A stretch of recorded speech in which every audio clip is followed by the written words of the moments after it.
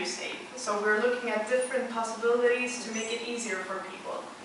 Of course we have, maybe there's a family that just doesn't have any money for a year. They're out of job, both of the parents, and then you can discuss with YOG. Maybe we can put the saving to later, or maybe we can move the amortization to later. So there's a lot of discussion like this, and that's why we're keeping it open very much for members to give their saving points to people that need them when they're paying off their loans. And this is the most important part of our work. Or organizations. If an organization wants to start their business, I can give my 200,000 saving points to them. So this means that they don't have to pay as much each month. And this will make it just as cheap as a conventional bank loan. In the conventional bank loan, you usually just pay interest, but yes. What is the percentage of people who have saved before taking loans? That's a very good question, and I don't have that. No, I actually don't have the answer for it. That's the definition of a good question. Yeah. I have a second one. The length of loans. For example, can we make one generation or more than with children? The amortization is not longer than 30 years. Yes. There's an end. And this is the difference between Swedish YOG and Swedish conventional banks, because Swedish conventional banks still have not got an amortization stop. I don't know how it is in Luxembourg, but I know in Finland they do have amortization rules. That's why people they're not taking as many loans in Finland as in Sweden, for example. So, but in YOG we do have one, because we don't want people to have a loan or be paying off a loan their whole life. This is not the point. No, that's not the point. Yeah. You take a loan to finance something, a house, an activity, anything, but you don't want to pay it off your whole life. That's the point. So, otherwise, you're stuck in a. Yeah, no, that's right. Yeah. I hope that answered. But I can guess that it's probably more private people that have been saving before. And also what is new is a lot of old people save for their children, because you can give saving points too. So, yes.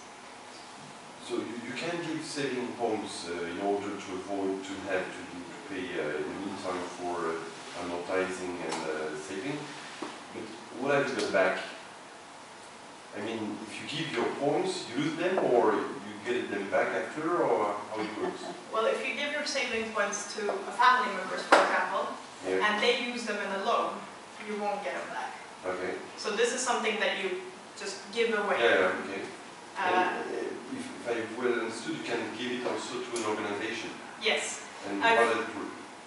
Yes, that's we have a forum. That's actually not on this PowerPoint, but we have different forums where you can announce that, hello, I'm starting a boutique, ecological boutique, and I need saving points. And then so members can then talk to you, and it's not like you're giving it. You can talk to it.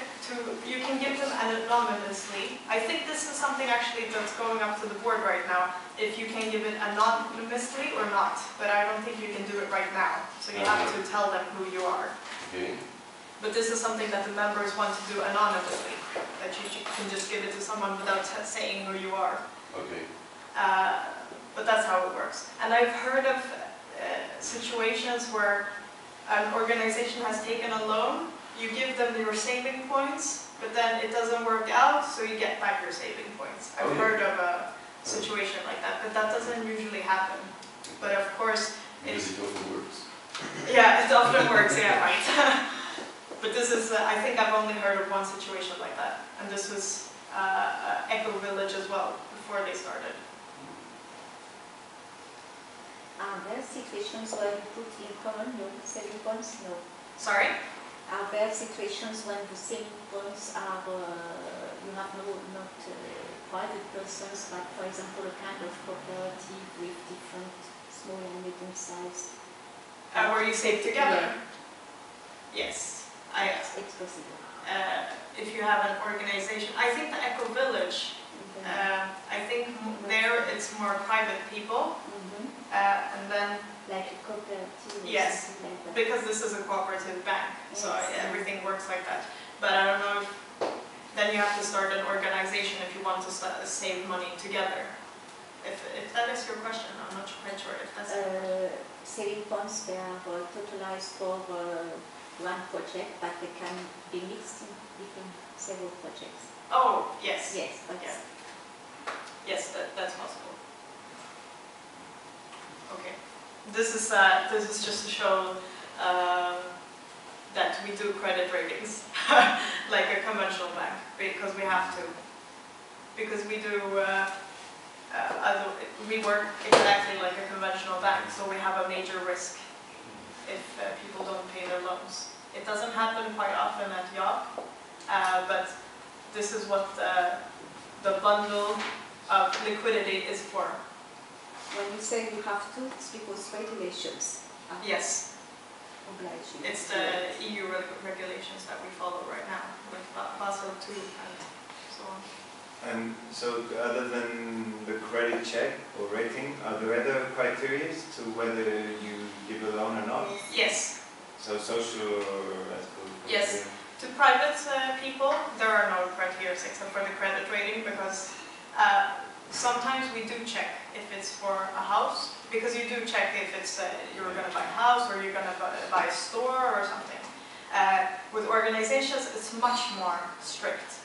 It has to be a good company or a good project. It has to be eco-friendly. It has to be sustainable.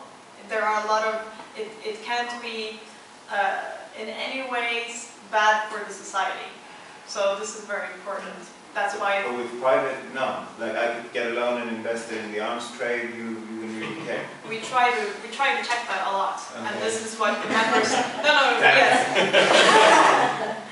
The members are very concerned with just that, because sometimes we can have someone coming in, and maybe they just want to take a loan just to invest this money in stocks, or you can never know, of course, what they do with the money. But we try to keep it as, we try to ask them questions, and I know they do it at the office.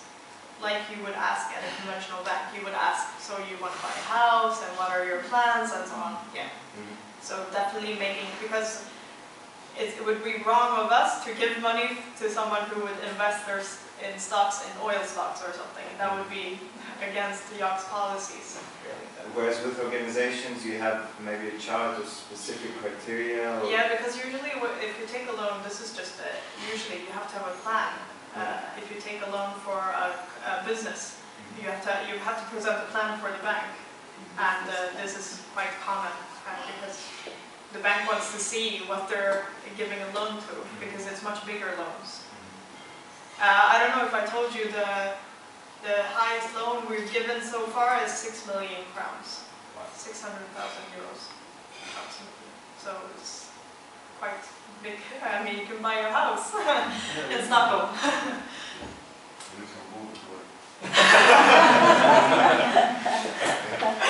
I don't know how I'm with time. Maybe invest on your slides, but maybe we can take a few minutes after we pass, and after there are more questions, we can. Yeah. I'll quickly check which is the most important ones. So, do you maybe want to know more in detail how it works, the loan and saving? Or, because I think that's the only thing I'm going to go through. But this is, we obviously have a deposit just as a conventional bank, 6% of the loan, which you get back at the end. This is very common as well. And this is, we have to have this. And this is the risk we take. And let's see here. This is a calculation of the loan fee. I think I've tried to explain it as I think most of you understand how it works, the saving and the loan part. And yeah, the loan fee is that 3% that I've talked about earlier, the administration fee. We call it the loan fee. That's our word for it. Not the interest, but the loan fee. This is what we've calculated here. Back then it was 1.5%. Sorry? It changed. You decided the incorporation of the cost, the market, the general assembly. The loan fee. Yeah. It depends on, like I said before, how many members we are, what risks we have taken before. If we have major projects, like when we wanted to become a bank, we had to have a big loan fee because that went all into the bank deposit because to become a bank. Now when we want to have a credit card, we keep it at 3% right now, and this is until we get over 40,000 members. We have certain people have calculated how many members we require to. So it's linked with the budget of the strategic plan. Yeah, because we don't borrow money. The money is only the members' money. Like a conventional bank in Sweden, they borrow from the Swedish National Bank or like the ECB. We don't borrow from a separate bank because all of our money is. So that's why we can regulate the loan fee. And we don't have to care about how the world looks like, if it's a financial crisis or because it's constant all the time. Does that mean that the tendency is that your loan fee is less expensive than in traditional banks? Right now, no. Because in Sweden right now we have the conventional banks are about 1.5 to 2%. So right now, no. So right now, a conventional, like a normal person would not change to Yacht because it's cheaper. Okay. But otherwise, normally it's cheaper. Okay. So you're not benefiting from the crisis? Well, no. Definitely not. No, because quite usually cooperative banks claim that they do. Yes. Right now the Swedish banks are doing it, but I don't think they're not benefiting from the financial crisis, they're benefiting from the interest. So a conventional bank in Sweden is calculated to benefit 1,000 crowns in pure profit per person per month from the interest. That's for Yacht is not good at all. That's a lot of money for the banks. So right now the loan fee is at 3%, and we have calculated that we need around 100,000 members to get down to 0%. And this is something that we aim for, but we know it's very, very hard to get How that. many did you say? 100,000. How Sorry?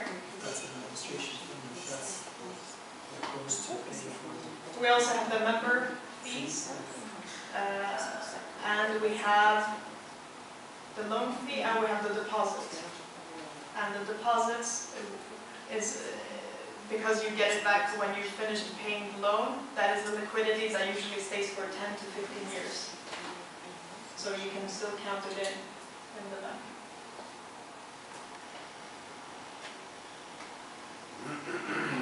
But this is the same thing. This is just a picture how the conventional bank and Yacht. So small loan losses. What is the evolution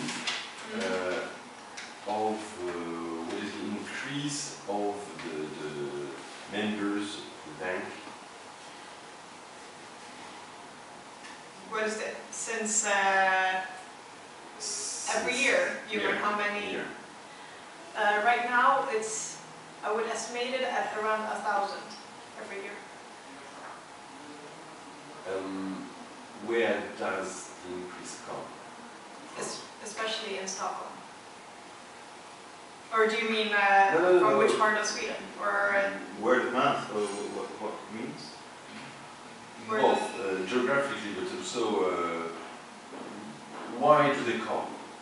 New ones. Is it sociologically the same population? Is it? yes, the increase right now, what I've seen, is from people that have seen what has happened with the euro crisis, for example, or the how it looks like in Sweden right now, because Sweden right now, they write every day about the banks. So as it's not less expensive to go in your bank, it's necessarily a political action. Yes, every time. The only time I know of. Which is the political profile of these people? Okay, most of the people are leftist or social democrats in our bank, I would say.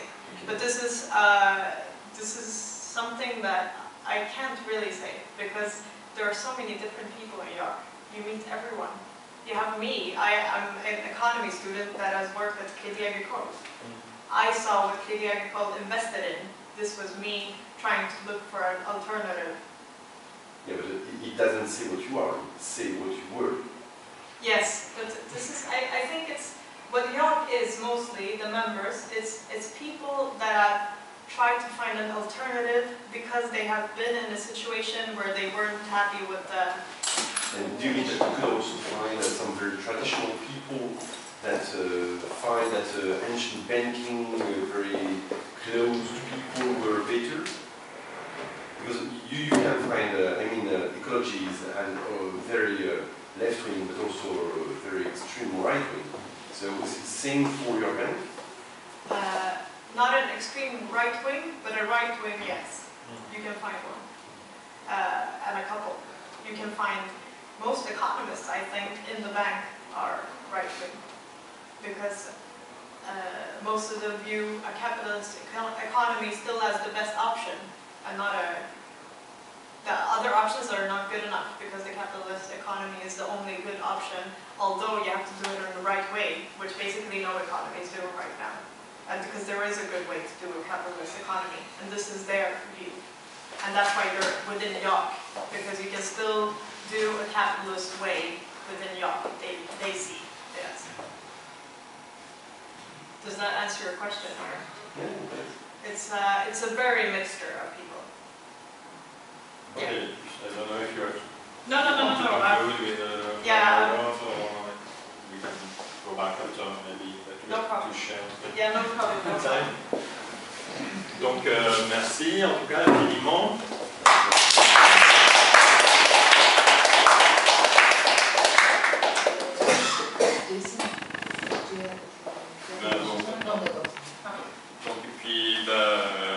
Ravi de votre participation, ça fonctionne bien, c'est pas encore tout à fait l'autogestion, mais en tout cas ça s'autorégule tout à fait bien. Donc on aura vu sur cet exemple en fait que c'est pas qu'il y a un intérêt, en termes d'intérêt justement largement supérieur, sauf qu'au lieu, quand on s'endette en fait on enrichit son banquier, là on s'enrichit à travers des points, je crois que c'est un message quand même extrêmement fort, dans un système qui reste dans le système justement et qui fait tourner l'économie, donc c'est extrêmement fort quand même. Très intéressant de mon point de vue, j'espère que vous avez partagé ça.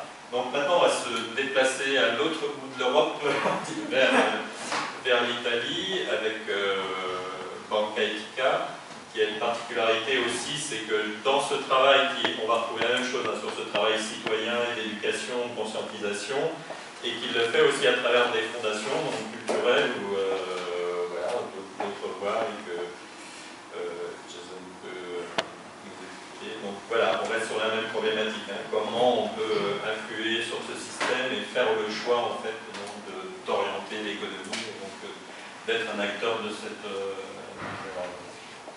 Ok, merci. En français si tu veux bien. J'essaie en français. Alors, je m'appelle Jason Nardi et je suis membre de Banque Ethique, juste à la Fondation. Je suis aussi un collaborateur de la Fondation Culturale de la Banque Ethique. Je travaille sur des campagnes et toute la partie de sensibilisation, etc., des thématiques de la finance alternative, solidaire, éthique. Donc, éthique, c'est que ce soit un terme un peu. Et je viens de Florence, puis la Toscane, la région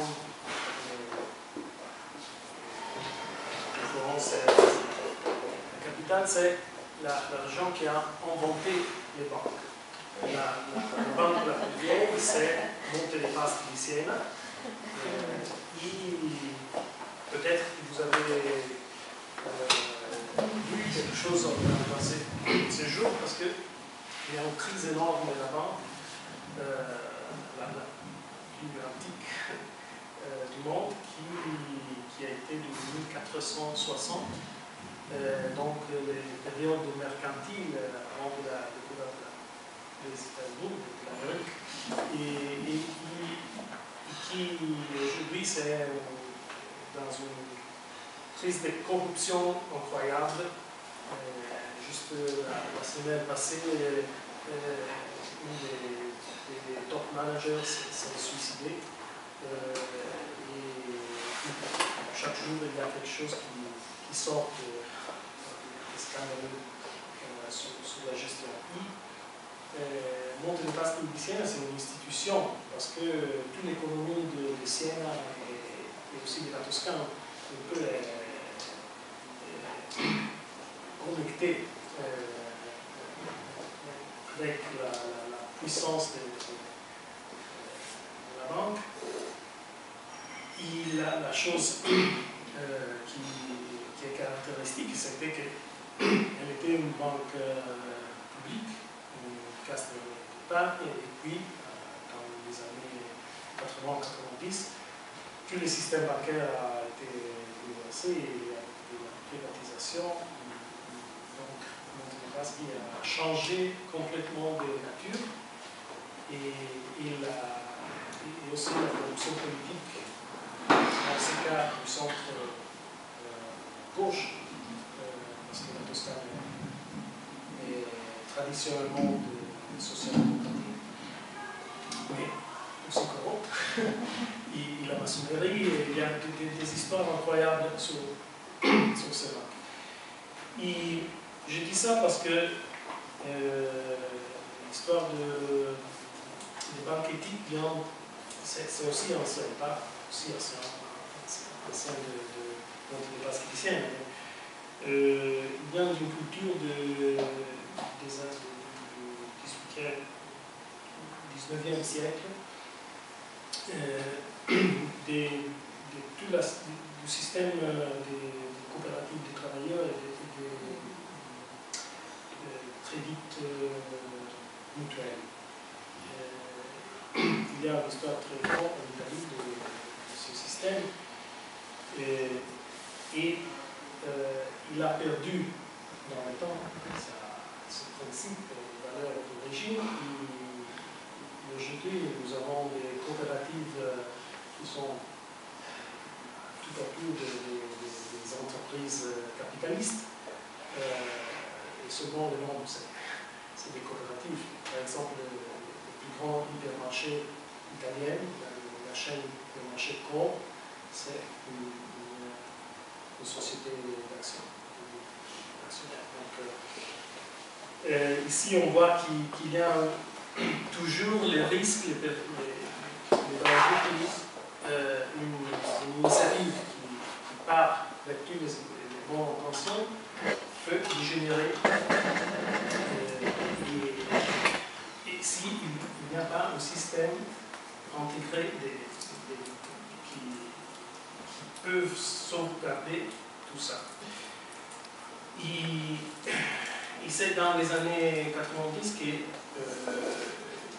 Banque, une des plus grandes organisations écologiques, sociales et coopératives italiennes, ont décidé de se joindre pour créer un système différent des financements.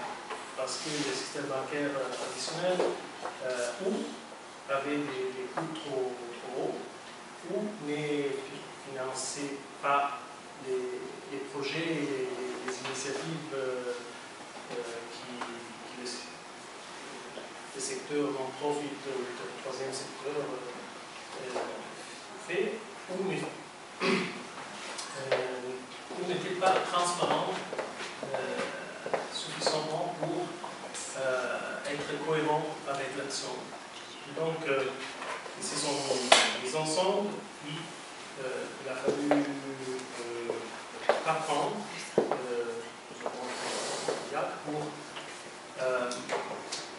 faire une campagne de fundraising, pour avoir des fonds pour les capitaux sociaux nécessaires, qui sont soit 6 millions d'euros, donc c'est beaucoup, mais à part beaucoup des organisations, des entreprises sociales, il y avait aussi beaucoup des individus qui ont investi, ont mis de l'argent, des capitaux pour faire partir la banque.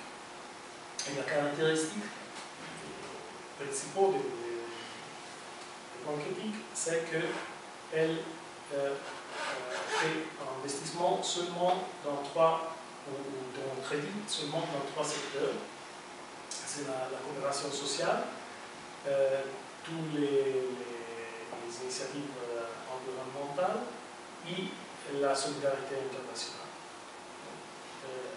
Seulement dans ces 3 secteurs, ils vont investir. Et les membres, ils sont plus ou moins 38 000, je pense. Les dernières données de décembre.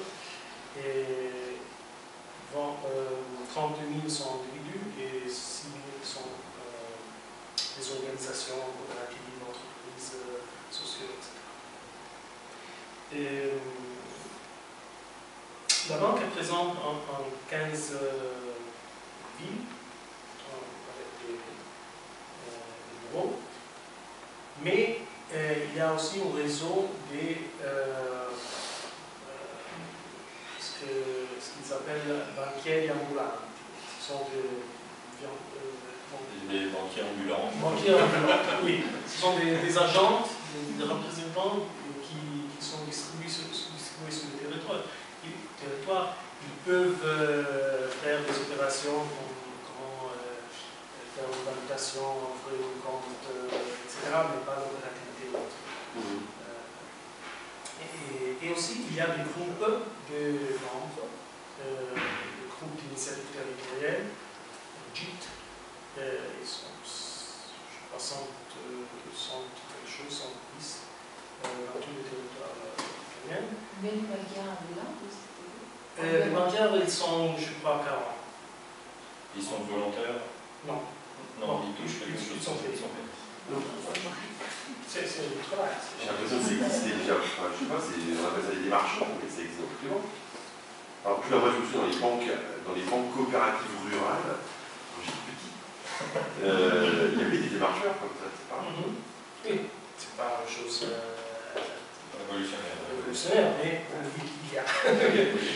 Ils ne sont pas des agents pour private banking, pour faire. Ce sont pas des courtiers. Oui. En idée. Et donc, les membres de la banque s'organisent dans ces groupes territoriaux où ils ont plusieurs fonctions. Ils ont une fonction de faire du marketing passe-parole. Marketing, c'est pas le terme juste. De publicité, de communication, mais pas seulement sur la banque, en général sur les thèmes de la finance alternative, les solidaires, comment répondre à la crise, etc. Ils ont aussi une partie très importante, c'est de participer à l'évaluation du projet qu'ils ont présenté